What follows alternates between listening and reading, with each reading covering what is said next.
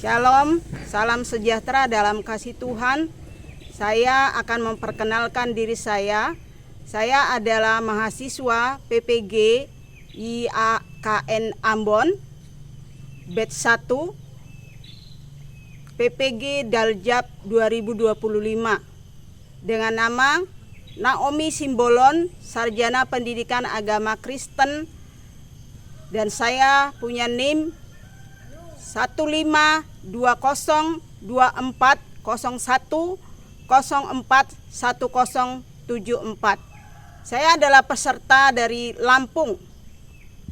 Di sini saya akan menunjukkan uji kinerja saya dengan membuat video pembelajaran. Mari kita saksikan. Shalom semuanya. Shalom. Selamat pagi anak-anakku sekalian. Pagi, Bu. Apa kabarnya hari ini? Baik, luar biasa. Amin. Baik, hari ini kita akan belajar agama Kristen untuk hari ini, masuk di bab 11. Tetapi sebelumnya kita akan terlebih dahulu memuji nama Tuhan, ya. Setelah itu kita akan berdoa. Kita akan naikkan satu pujian. Hari ini kurasa bahagia.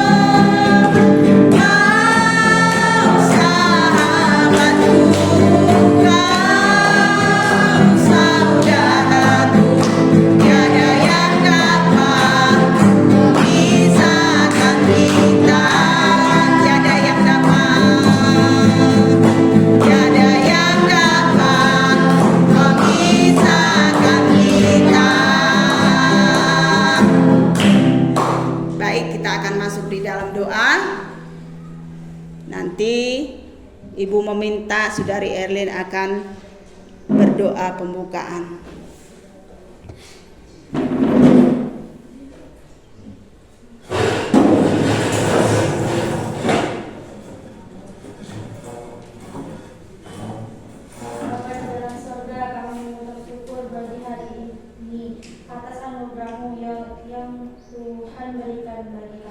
Pagi ini kami akan memulai pelajaran agama Kristen. Berikanlah kami hikmat dalam menerima pelajaran, dan guru kami mengajarkan kami. Tuhan Yesus memberkati. Dalam nama Tuhan Yesus kami sudah berdoa. Haleluya. Silakan duduk semuanya. Baik.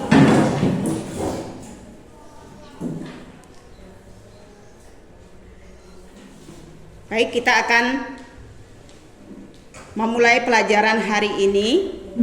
Ibu tadi sudah sebutkan bahwa kita masuk di dalam bab 11 tentang kerukunan antar umat beragama.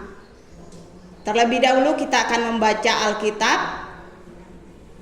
Ibu persilakan dibaca ke Mazmur pasal 133 ayat 1 Demikian firman Tuhan. Baca. Persaudaraan yang rukun yang diarah Daud, sungguh alangkah baiknya dan indahnya apabila saudara-saudara diam bersama dengan rukun.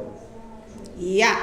Jadi itu berbicara tentang kerukunan. Nah, tujuan pembelajaran kita untuk hari ini adalah yang pertama, memahami makna kerukunan antar umat beragama. Yang kedua adalah dapat mengidentifikasi pentingnya kerukunan umat beragama dalam masyarakat.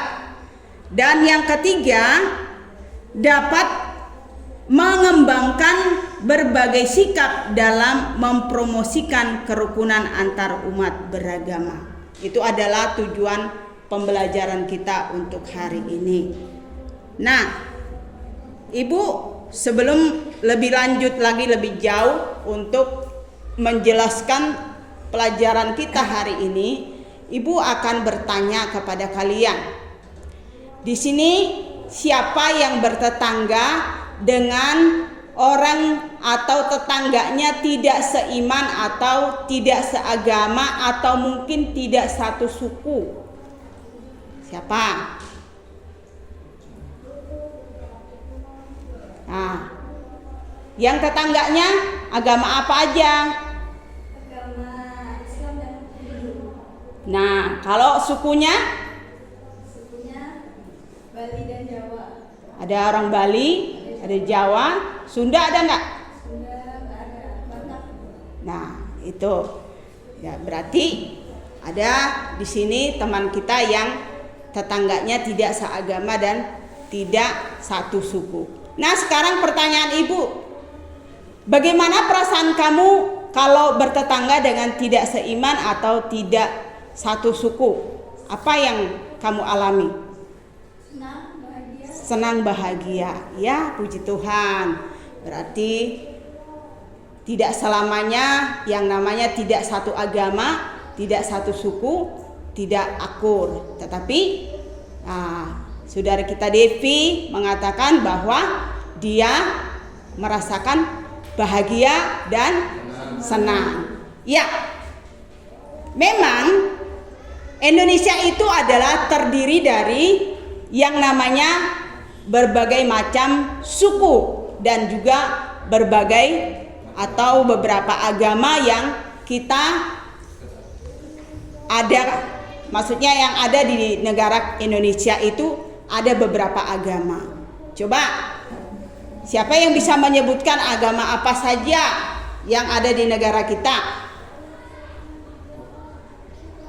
Ada Hindu, agama Islam, agama Kristen, Katolik, Buddha, Dan Konghucu. Konghucu, ya.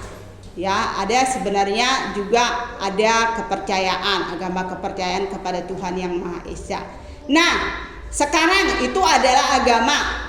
Yang kedua, siapa yang tahu suku-suku yang ada di Indonesia itu? Coba, siapa yang bisa menyebutkan suku apa saja? Ada suku Bali, ada Jawa, ada Batak, Madura, Padang, terus Baduy, Melayu,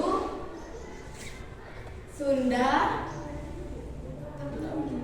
Wah, banyak sekali ya, ribuan ya. Suku di Indonesia itu sangat banyak. Jadi dalam situasi yang berbagai macam agama, berbagai macam suku, ya, Indonesia ini masih bisa yang namanya kita punya yang namanya semboyan. Semboyan di negara kita itu yaitu Bhinneka Tunggal Ika. Walaupun berbeda-beda tetapi tetap sama. Nah, jadi itulah yang ada di negara kita. Sungguh kerukunan itu ada di negara kita. Nah, kerukunan antar umat beragama itu apa sih artinya? Ya, di sini Ibu akan membacakan bahwa kerukunan antar umat beragama itu adalah suatu keadaan yang harmonis dan damai antara penganut agama yang berbeda-beda, di mana mereka dapat hidup bersama, saling menghormati dan saling menghargai perbedaan agama. Jadi perbedaan itu bukan menjadi satu hambatan untuk menjadi rukun, tetapi dikatakan bahwa keharmonisan dan damai itu ada di antara penganut-penganut agama yang berbeda dan juga suku-suku yang berbeda. Kenapa itu bisa terjadi? Karena setiap orang menyadari bahwa perbedaan itu tidak akan membuat kita menjadi tidak akur atau tidak bisa seide, ya. Tetapi perbedaan yang ada itu biarlah itu digunakan menjadi satu keharmonisan atau suatu keindahan, ya. Berbeda itu indah, tetapi bukan berarti itu yang akan memisahkan kita, tetapi kita bisa bersatu. Nah, bisa kita rukun. Itulah yang terjadi di negara kita. Nah, kerukunan antar umat beragama itu juga ya melibatkan sikap toleransi. Tahu sikap toleransi? Ya. Yang pertama disebut di sini toleransi, saling tolong menolong, ya, pengertian dan kerjasama untuk mencapai satu tujuan bersama. Jadi di antara yang satu tidak seagama, tidak satu suku, tetapi bisa bertoleransi, tolong menolong, ya, dalam segala keadaan. Ya, harus bisa saling membantu dan juga saling pengertian dan saling kerjasama. Nah, sekarang setelah kita mendengarkan apa tadi arti daripada kerukunan antar umat beragama, nah sekarang apa sih pentingnya?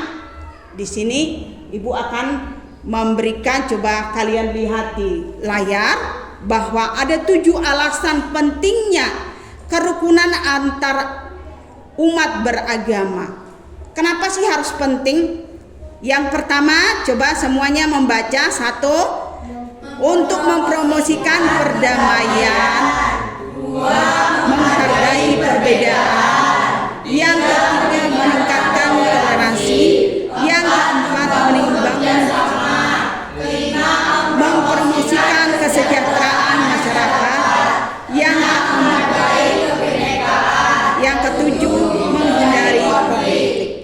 Nah, itulah betapa pentingnya, maka pentingnya yaitu tentang kerukunan antar umat beragama, yaitu untuk mempromosikan, menunjukkan maksudnya. Oh, seperti ini loh, yang damai itu, yang rukun ini seperti ini. Ya, menghargai perbedaan. Kita nggak boleh, oh agama Kristen itu begini, agama Hindu itu begini, agama Islam itu begini. Ya, kita tidak boleh menjelekkan agama-agama orang lain. Ya, tetapi kita harus menghargai perbedaan. Meningkatkan toleransi. Tadi Ibu sudah bilang bahwa meningkatkan toleransi itu tolong menolong antara satu dengan yang lain.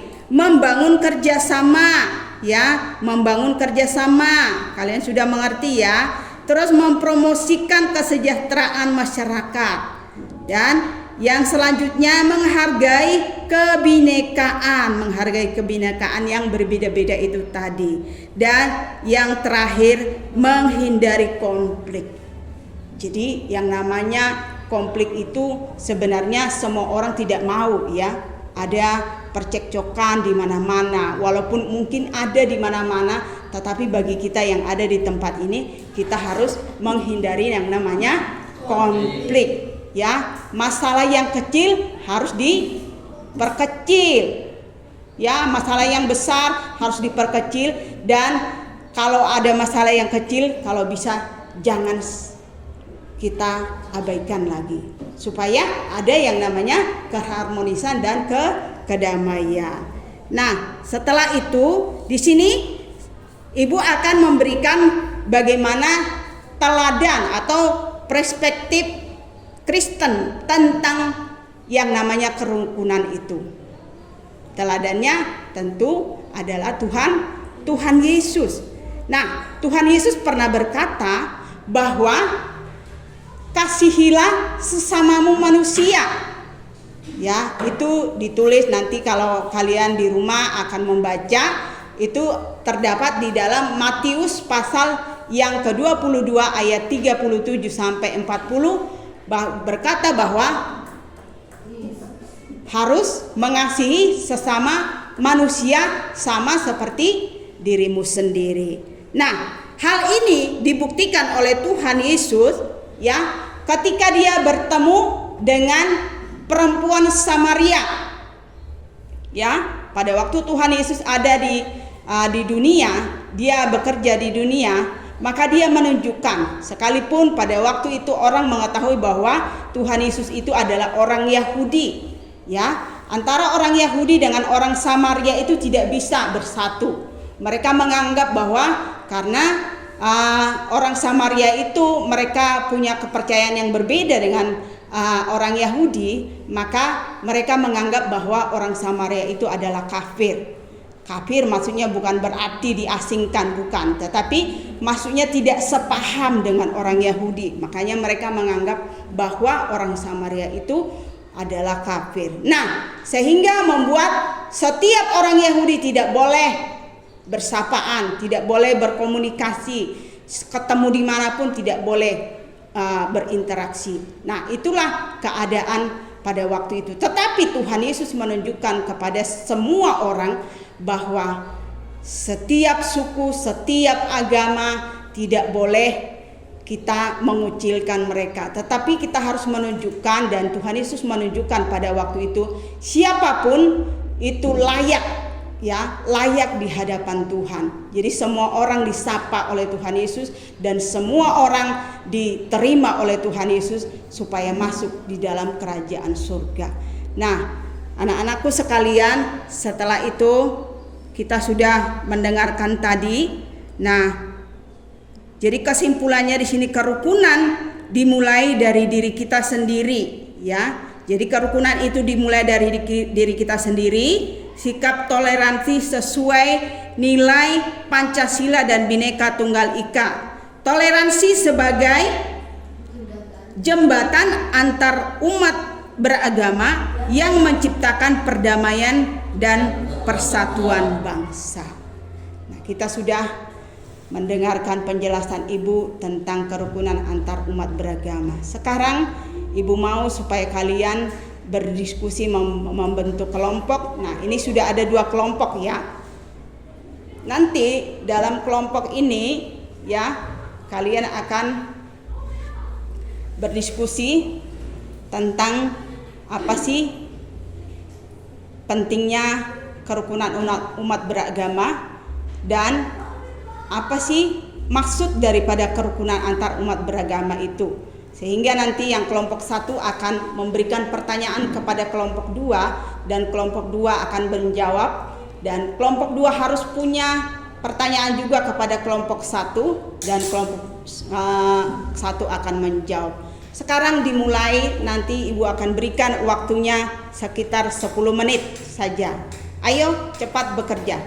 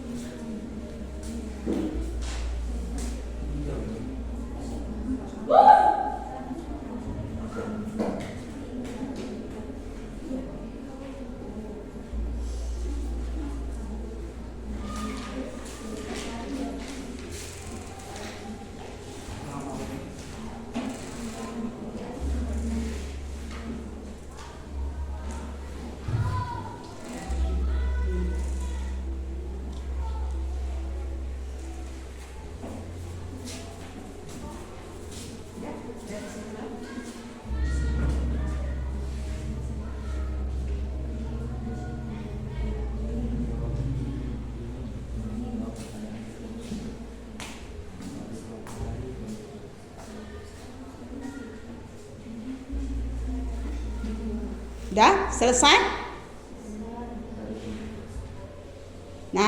kalau sudah selesai, maka Ibu akan mempersilahkan dari kelompok 1 akan memberikan pertanyaan kepada kelompok 2, dan yang bertanya silakan berdiri.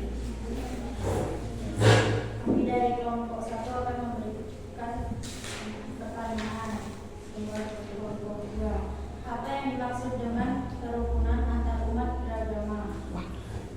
Ya, silakan duduk. Sekarang kelompok 2. Siap, di sini saya dari kelompok 2 ingin menjawab pertanyaan dari kelompok 1. Suatu keadaan yang harmonis dan damai antara penganut agama yang berbeda-beda, di mana mereka dapat hidup bersama, saling menghargai perbedaan agama dan keyakinan masing-masing. Iya, tepuk tangan dulu untuk kelompok 2. Sekarang ada kelompok 2 memberikan pertanyaan kepada kelompok 1. Iya, silakan. Saya dari kelompok 2 yang memberi pertanyaan kepada kelompok 1. Siswa dapat mengidentifikasikan pentingnya kerukunan antar umat beragama dalam masyarakat. Ya, kelompok 1 menjawab. Saya akan menjawab pertanyaan dari kelompok 2. Mengapa kerukunan antar umat beragama penting dalam masyarakat? Karena mempromosikan perdamaian, menghargai perbedaan, meningkatkan toleransi, membangun kerjasama, menghargai kebinekaan, dan menghindari konflik. Iya, tepuk tangan lagi untuk kelompok 1. Pokoknya anak-anakku semuanya sudah mengerti tentang penjelasan dari Ibu tadi.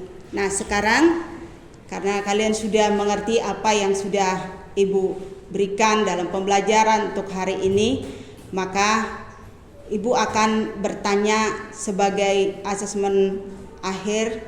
Sekali lagi Ibu akan bertanya kepada kalian, ya.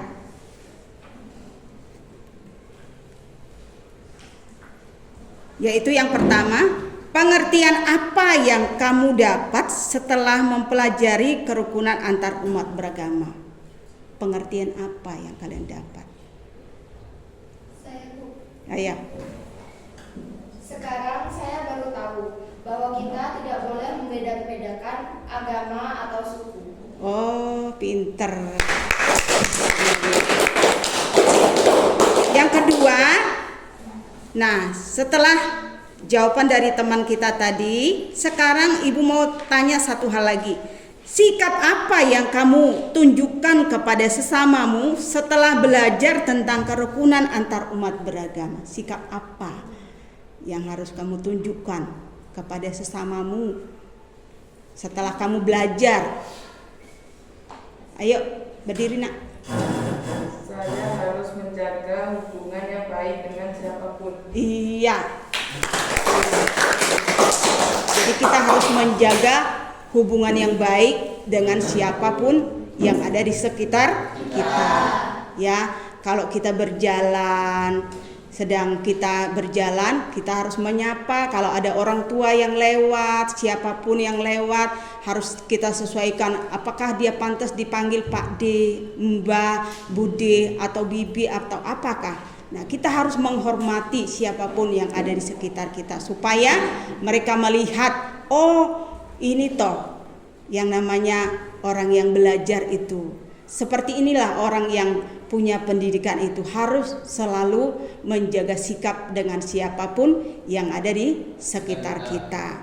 Nah, anak-anakku sekalian, kita sudah menyelesaikan pembelajaran kita untuk hari ini, tetapi masih ada satu tugas yang harus kita lakukan, yaitu untuk mengisi atau menjawab pertanyaan-pertanyaan yang ada di dalam LKPD. Nah, Ibu akan membagikan lembaran soal ini kepada kalian semua, dan di pembelajaran yang akan datang Ibu akan menagih atau meminta kepada kalian jawaban-jawaban yang akan kalian jawab di dalam LKPD ini.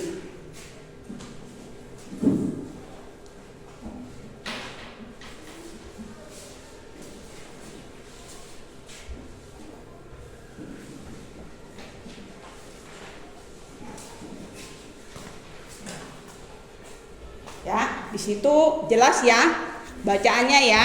Apa-apa yang harus kalian jawab dalam LKPD ini. Ya.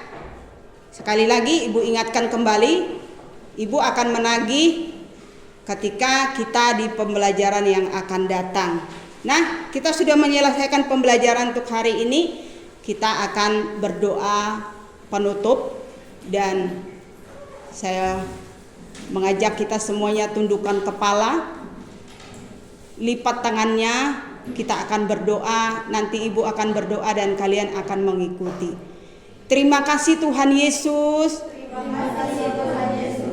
Siang hari ini kami dapat merasakan pertolongan Tuhan dalam pembelajaran kami hari ini.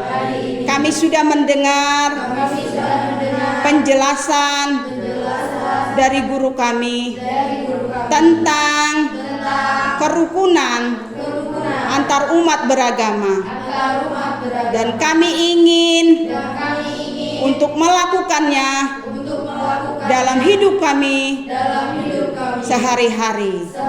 Berkati guru kami yang sudah mengajar kami hari ini. Terima kasih Tuhan Yesus. Dalam nama Yesus kami berdoa. Haleluya. Amin. Terima kasih, Tuhan Yesus memberkati kita sekalian, dan selamat bertemu kembali di pembelajaran yang akan datang. Shalom semuanya. Ya, cukup untuk pembelajaran kita hari ini. Terima kasih.